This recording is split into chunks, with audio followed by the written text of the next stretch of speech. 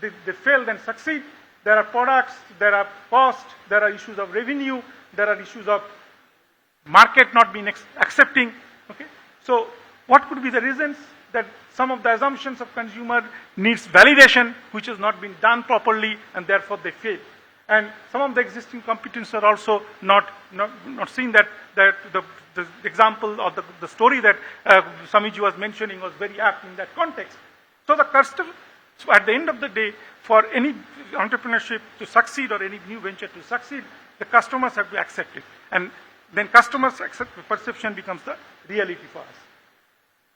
So while we see that so many failures in entrepreneurship, but then how come so many players like Apple, Microsoft, Facebook, Google, DMart, Flipkart, Zomato, all these companies are succeeding? Are there any particular recipes that help them to succeed?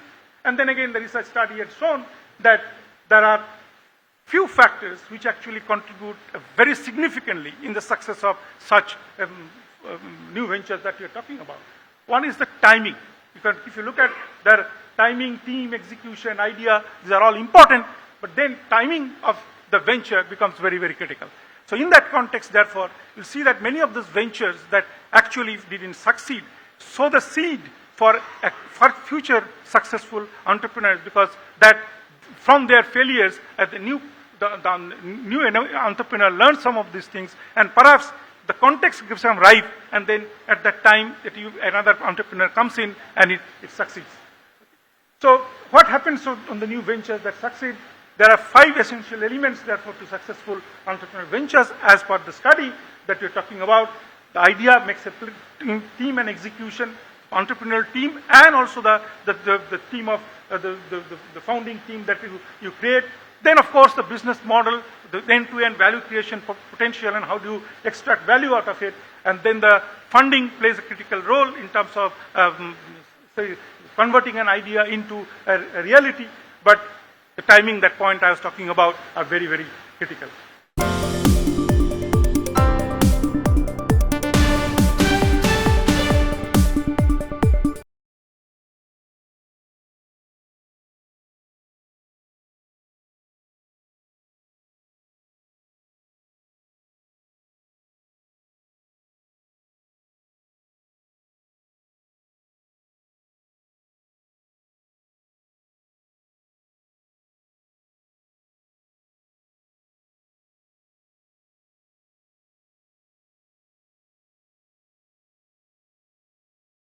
Multiple steps that you have to follow in terms of successful entrepreneurship creation.